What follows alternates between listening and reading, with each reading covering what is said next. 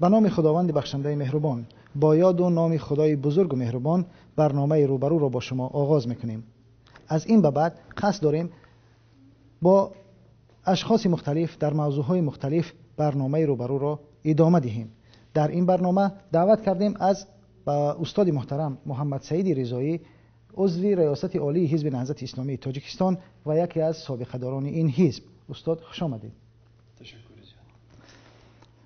البته برای ما و شما امروز وضعیت کشور و مخصوصا وضعیت حزب نهضت اسلامی تاجیکستان واضح و روشن است. به همین خاطر میخواستم اول از شما بپرسم که شما هم در هجرت قرار دارید یا در زندان، و به طور دیگر آیا این شما میتوانید به کشور سفر کنید؟ بسم الله الرحمن الرحیم. الحمد لله و الصلاة و السلام علی رسول الله. تشکر زیاد. و اون سیره که شما مطرح کردید در نسبت اینکه من در هجرت قرار دارم یا در محبس، هیچ تفاوتی ندارد. البته زندگی به دوستان، به دیداری دوستان و در همنشینی با همفکران و برادران و نزدیکان و خواهران، این خود یک مشکلی است، یک محبسی هست که انسانی در محبس نبوده یا دور از کنار نزدیکان و از همفکران خود او را احساس میکند. اما تفاوت من از محبوسان این است که من امروز بیرون از محبس هستم و در هجرت هستم، البته بیرون از کشور خودم هستم. خب دیگر برای برگشتن به کشورم از لحاظ قانونی یا اینکه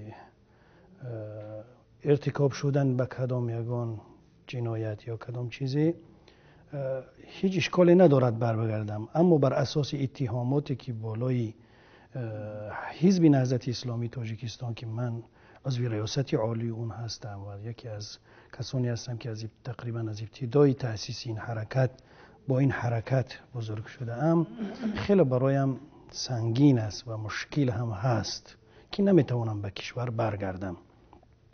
درست. شما میتوانید بگویید که وقتی که این اعلان شد که حزب نهضت اسلامی تاجیکستان همچون یک حرکتی تروریستی در جامعه معرفی گشت و مردم همچون یک حرکتی اکستریمیستی معرفی شد، چه احساسی پیدا کردید؟ چگونه این رو پذیرفتید؟ در واقع این خبر و این اتهام برای من، نه برای من و فکر میکنم برای تمام اعضایان حزب نهضت اسلامی تاجیکستان و برای جامعه تاجیکستان و دوستداران و طرفداران حزب نهضت اسلامی تاجیکستان و برای کسانی که برای منافع کشور عزیزمون تاجیکستان فکر میکنند و اندیشه دارند و کاروبار میکنند، چی در داخل کشور هستند و چی در بیرون کشور هستند و حتی از کشورهای همسایه‌ای که آرامی کشور ما را انتظار هستند، برای اونها خیلی هم یک چیزی سنگین و یک چیزی غیر انتظار بود و این بیشتر برای اعضایان حزب نهضت اسلامی تاجیکستان و برای من هم که عضو ریاست عالی حزب نهضت اسلامی تاجیکستان هستم و تقریبا بعد امضا رسیدن سازشنامه صلح در کشور برای بهبودی تاجیکستان همچون یک حزب سازنده در پهلوی حکومت کشور و در پهلوی دستاندارکاران کشور عزیزمان بودن و تا امروز برای بهبودی کشور فکر و اندیشه و همه برنامه ها و همه تلاش رو میکردن، این خیلی هم علم آور هم هست از یک طرف. خب دیگر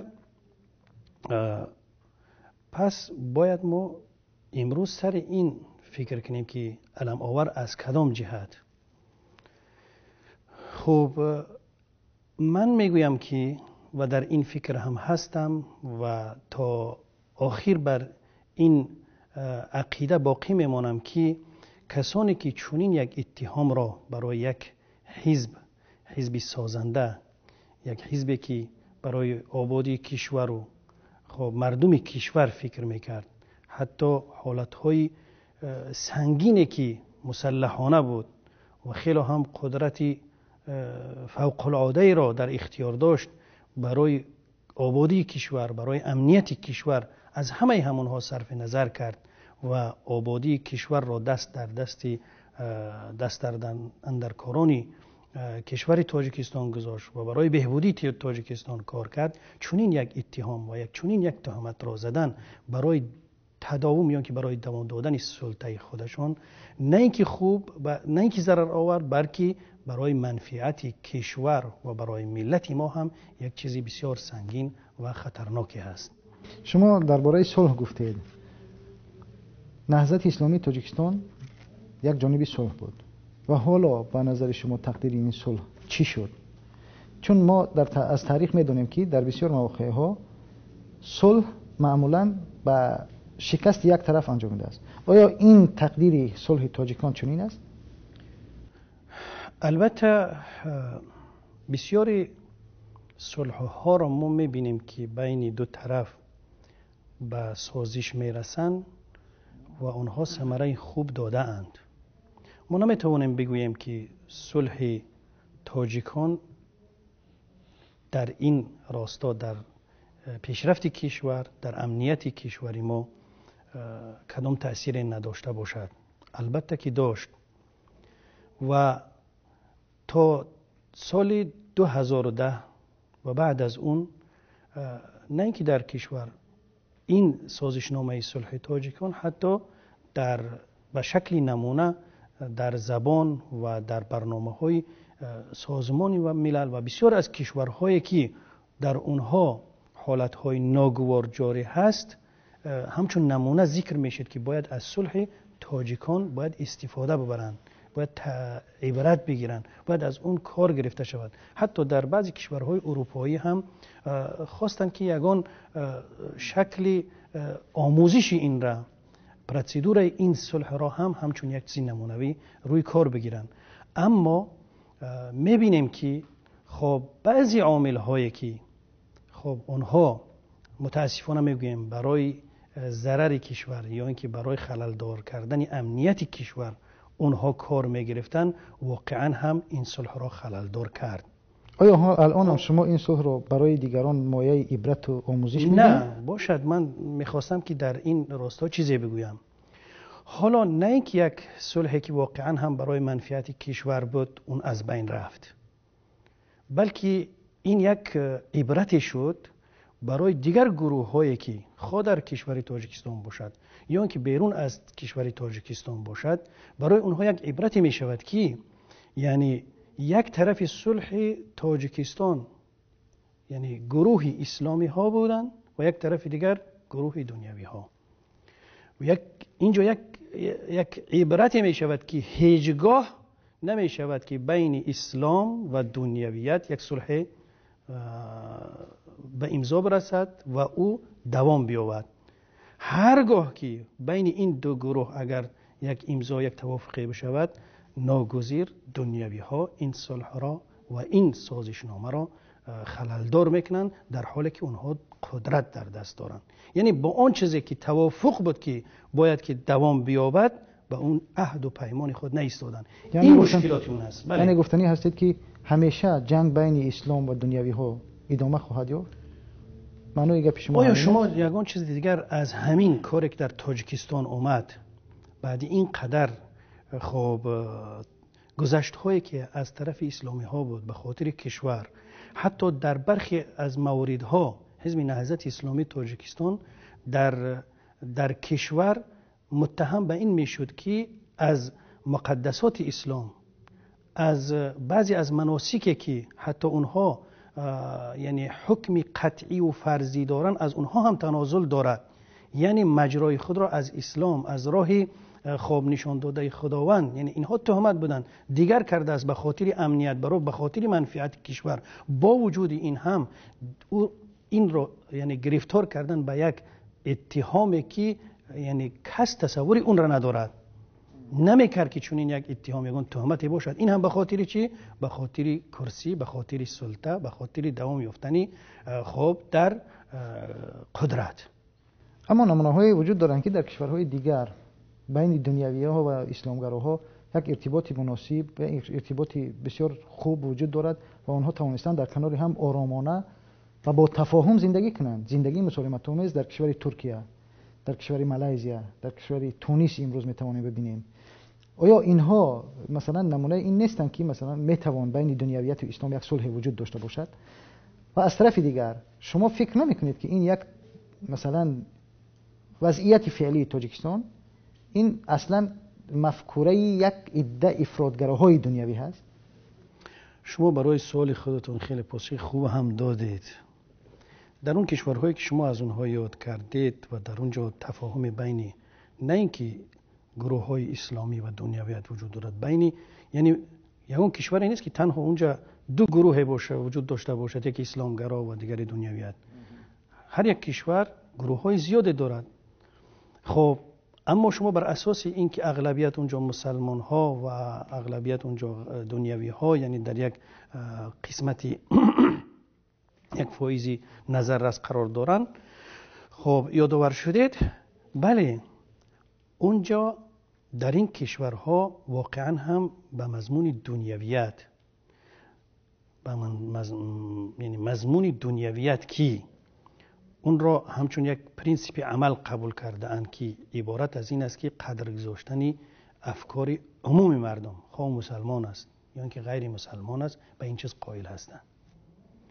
اون دنیوی های هستند که واقعا هم برای اونها همان گونه که برای اسلامی ها منافع کشور، آرامی کشور، بهبودی مردم و کشور عزیز و مهم هست، برای اون دنیوی ها هم این چیز ارزش دارد. یعنی نه اینکه همون کرسیه که چند مدت باید در او باشند یا اینکه به اون نائل شدند تا نهایت او را قپیده بیستن، این گونه نیستند، بلکه تلاش اونها هم برای یعنی وظیفه و عهده‌داری هایی که بعدی صاحب شدن به کرسی در کتف اونها یا که در مسئولیت اونها میگذرد برای ادا کردن اون است. بنابراین این را مشترک میدونن و بر اساس این یک دیگر فهمی به وجود میاد. اینجا در کشور ما این چیز وجود ندارد، نه اینکه در کشور ما، در بسیاری از کشورهایی که امروز به چنین مشکلات گرفتار شدن. درست. خب برگردیم به صلح تاجیکان که درباره اون پیشتر صحبت کردیم. بسیاری ها بر این نظر هستند که برخی هستند یعنی تحلیلگران بر این نظر هستند که نتیجه صلح تاجیکان این چی بود؟ پیدایش و تقویت یک حکومت دیکتاتوری در تاجیکستان و از بین رفتن حزب نهضت اسلامی همچون یک جانبی صلح. نتیجه دیگر این چی است؟ خب بله، این چیزی که تحلیلگران میگویند ما این را به این مخالفت نمی کنیم. پس چگونه با این صلح؟ اما نتیجه دیگری را که شما سوال دادید، من همچون نظرم بر این است که بله، نتیجه دیگر این است که کسانی که امروز سر قدرت هستند از این به بعد خوف تشویشی آنها، خب حتی اگر تا امروز برنامه‌های پروگرسیوی و مناسب برای کشور داشتن، پیش بردن اونها هم برای اونها مهم می شود. چون که یک حزبی سازنده که در داخل کشور بود، قدرتی او، توانایی او، برنامه‌های او برای آنها معلوم بود و بر اساس دستور و سرقانونی که در اونجا بود عمل میکرد. خب او را از صحنه سیاسی یا اینکه از همکاری او را بیرون کردن.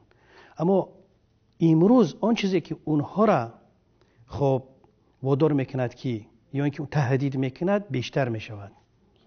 خب یعنی نظری من این است که خواه اگر میخواهند که از شخصیت اولی تاجیکستان که همچون خب جناب عالی یا اینکه همچون یک شخصیتی خب نمونوی، یک پیشوا باشد، این چیز اولین بار یعنی به خطر مواجه شد. این از بین رفت، چون که یک شخصیتی که بخواهد که مقبول همه باشد با این شیوه کار نمیگیرد. با یک گروهی سازنده که در پهلوی او بود با این چنین کار گرفت، پس بسیاری از گروه‌های هستند در یعنی صاحبان تفکر یا اینکه اندیشه‌های هستند که اونها منتظری آنچه که به سر نهضت اومده است هستند و اونها نمیخواهند که چنین دوام بیاود. خب یکی بر اساس اعتقادی اسلامی شروع میکند، یکی دیگر بر اساس منافع اقتصادیش که امروز تاجرها یا اینکه صاحب کارهایی که تجارت و درآمد و یعنی کسب اونها در خطر است.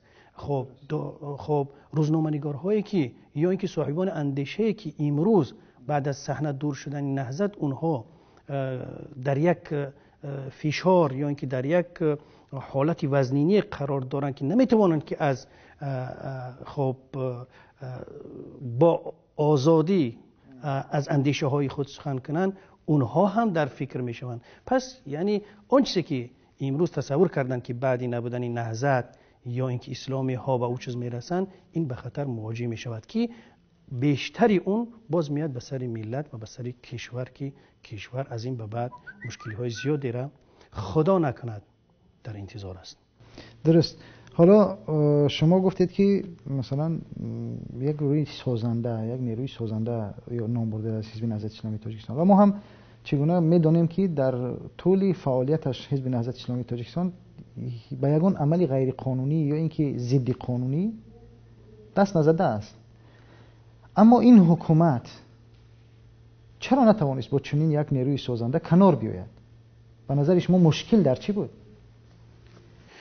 خب دیگر واقعا هم خیلی در این باره باز هم فکر بیشتر کردن لازم است. اما من این را باید بگویم که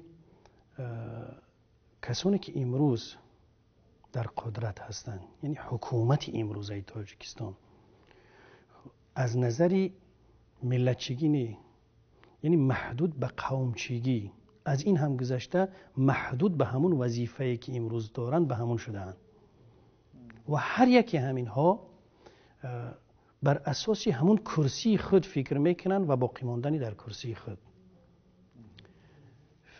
مثلا انتخابات هایی که شید و گذشت، نتیجه هایی که داده شد، خب همه اینها برای آنها نشان داد که مردم در واقع میخواهند یک شخصانی مناسب در روی کار باشند، در پارلمان، در وزارت ها یعنی اجراییه، در محل ها.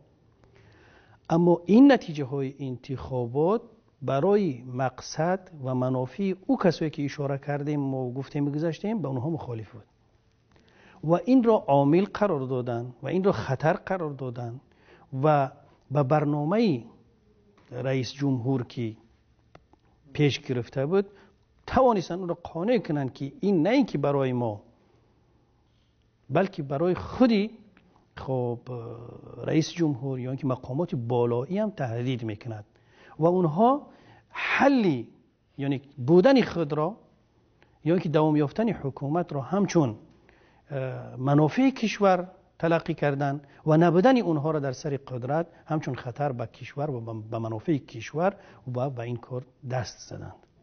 درست.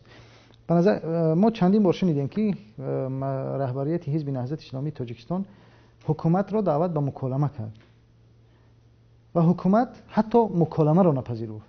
یعنی در آن محدوده‌ای که مثلا کنار نآمدند، درست به خاطر منصب و وظیفه، ولی حداقل مکالمه را چرا نپذیرفتند؟ میتوانستند با مکالمه مثلا حداقل وضع را به این حد نرسانند و آرامش جامعه را حفظ کنند. به نظر شما چرا دعوت مکالمه حزب نهضت اسلامی تاجیکستان از طرف حکومت پذیرفته نشد؟ خب دیگر باید آشکار بگویم از این پس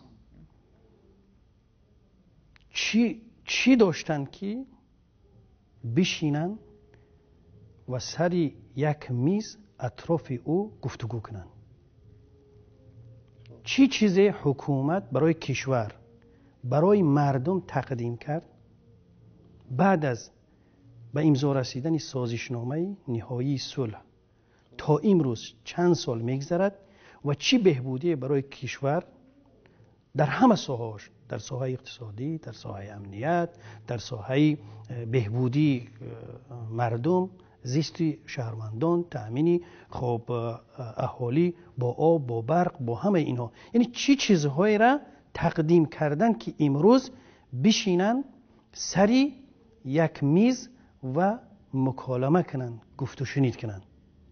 این هم یکی از ضعف امکانات اونها در همه ساحه های تأمینات کشور یا اینکه اداره کشور بود که اونها از این چیز سر پیچیدن. تنها راهی خب خلاصی از این اتهام را، از این ناتوانی را در این دیدن که باید طرف مقابل را متهم یا که اتهام به یک جنایتی بکنن و خود باز حکومت و سلطه خود را ادامه بدهند. همین بود که اونها تا امروز سر این چیز نشستند.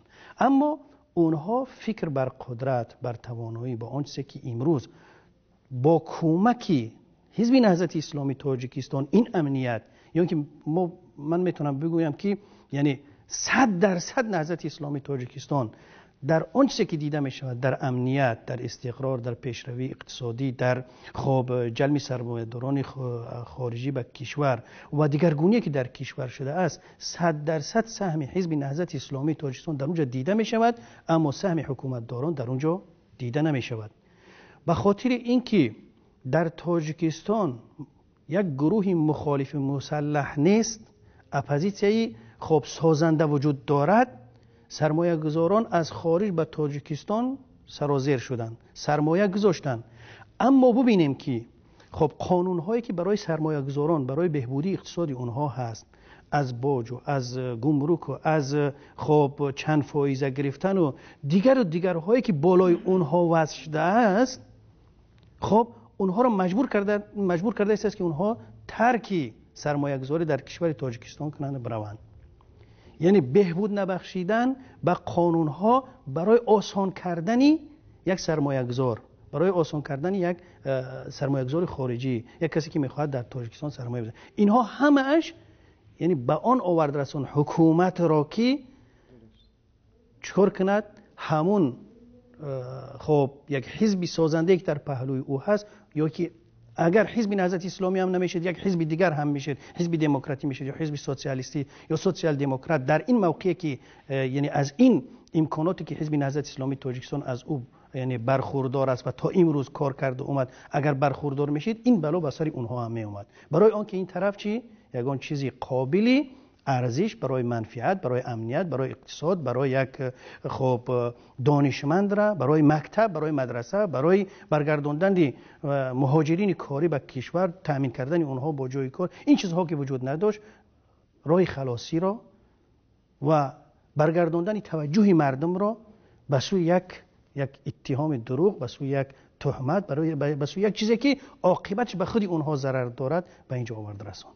پس با این گفته شما میتوانیم این سوال رو پیش بگذاریم که یعنی در آینده نزدیک آیا با بسته شدن حزب نهضت اسلامی تاجیکستان مشکلاتی دیگری مثلا بی برقی، بیکاری حل خواهد شد؟ یعنی شما میخواهید همین سوال رو بذارید تقریبا. خب دیگر مشکلاتی بی برقی یا که تأمینات خب امنیتی و زیستی مردم خب به بیرون کردن یک حزب یا اینکه تهمت کردن او ساخته با بهانه‌های ساخته، با تمرد یک یا که سرکشی یک گنرال یا اینکه دیگر و مردم را به او متوجه او کردن حل نمی شود. تا اگر در حکومت شخصانی که واقعا هم برای ملت، برای کشور، برای بهبودی و حرکت نکنند و اون چه که لازم است اون را دست نزنند، با این اتهام ها با بیرون کردن با 10 حزب دیگر هم این چیز نمی شود که درست شود و تأمینات تاجیکستان بهبود یا که امنیت و تأمینات و اقتصادیات تاجیکستان پیش برود. برعکس. خب استاد، امروز میدانیم که اکثریت اعضایان ریاست عالی حزب نهضت اسلامی تاجیکستان در زندان ها قرار دارند، چگونه که شما قبلا هم اشاره کردید. شما درباره اینها خبری دارید؟ خب بله، اولا من برای همه برادران و خواهرانم، مخصوصا خواهرم ظرفای رحمانی که امروز با اتهام، با دروغ، با تهمت گرفتاری محبس شدن و البته شکنجه هم دیدن، آزار هم دیدم، برای اونها ثبات و استقامت و خب بردباری را خواهان هستم و مطمئنم که انشاءالله از آن چیزی که من امروز بعد چند مدت دارم مطرح میکنم به اونها میرسد و اونها همیشه سربلند باشن و افتخار بر این داشته باشن که هر چیزی که برای اونها مواجه شدن یا که مواجه کردن تهمت هستند و اینها دور دوام نمیکنند. خب و از خداوند براشون صبر و بردباری را خواهان هستم و اون چیزی که البته برای ما میرسد از همون ادوکت ها یا اینکه نفران حقوقی که با اونها ارتباط دارن در ارتباط هستن همون هست و اون چیزی رو که برای این برادرهای ما و خواهر ما از جان حزب نهضت اسلامی تاجیکستان اون جنایتی را یا که اون اتهامی را که چسباندن یا اینکه گرفتار کردند متاسفانه خیلی هم وزمین هست، حتی خیش و تبار و نزدیکان هم در خوف هستند، علاوه بر اون که در تاجیکستان خب قانون در این باره رعایت نمی شود. خب مجرم اگر یک نفر باشد اون را خب سود معین میکند که او آیا جنایت دارد ندارد تا به سود آمدن و قرار نهایی سود برآمدن باید که او از اذیت و نزدیکان او از خب اتهام، از خب خوف، از تشویشی دور باشند که این چیز دیده نمی شود. همه نزدیکان، همه خویشان ما، حتی نزدیکان ما هم خب در تشویش هستند. خب البته این یک نشانه آن است که بر آن چیزی که ادعا دارد حکومت کامیاب نیست، دلیل بر این ندارد و باید کوشش کند که با هر راهی که نباشد آن چیزی که دعوا کرده است و دست زده است اثبات کند که این چیز اثبات شدنی نیست. خداوند اونها را صبر بتید و استقامت و بردباری براشون نصیب بگرداند. به نظر شما رسالت اعضای دیگری ریاست عالی حزب نهضت اسلامی تاجیکستان در این مرحله چیست؟ من فکر نمی‌کنم که ما حاضر یعنی رسالت اعضایان حزب نهضت اسلامی را بگیم. حزب نهضت اسلامی تاجیکستان در خود کشور با یک قانون یا قراری فوری ممنوع شد. منظورم همین ریاستی که امروز بیرون از محبس و یعنی من باید بگویم که مسئولیت حزب نهضت اسلامی تاجیکستان در بیرون این هست که خب با هر راهی که میتواند اثبات کند که در تاجیکستان در رأس کشور کسانی هستند که برای اونها منفعت کشور ارزش ندارد، مردم ارزش ندارند. خب نه اینکه یک حزب نهضت اسلامی تاجیکستان، من گفتم که قبلا کدام حزب و حرکتی به یک جایی برسد که برای کرسی اونها خطر داشته باشد، همین چیز برای اونها. بنابر همین مسئولیت حزب نهضت اسلامی تاجیکستان این است که برای اثبات این کار در تاجیکستان، در خارج تاجیکستان نه، در تاجیکستان سعی و تلاش خود را بکند. مردم شریف تاجیکستان را، اعضایان حزب نهضت اسلامی تاجیکستان را و همه مردم شریف تاجیکستان را آگاه کند که این اتهام است، این تهمت است، این بهتان است، این جز کرسی خواهی، منصب خواهی یک گروهی که تاجیکستان را امروز گرفتن در قبضه خودشون، دیگر چیزی دیگر نیست و مسئولیت خودشون برای یک فعالیتی خب مسالمت آمیز و یک کشوری که برای همه گروه ها، برای همه مردم، قومیت، نژادها تفاوتی در اون وجود ندارد آماده بکنن و تا رسیدن به اون مقصد از تلاش خود دست نکشن. سلامت باشید. تشکر. بینندگان محترم، این صحبت بود با استاد محمد سعید رضایی در برنامه روبرو. با برنامه‌های دیگر در خدمت شما خواهیم بود. شب خوش، خدا نگهدار.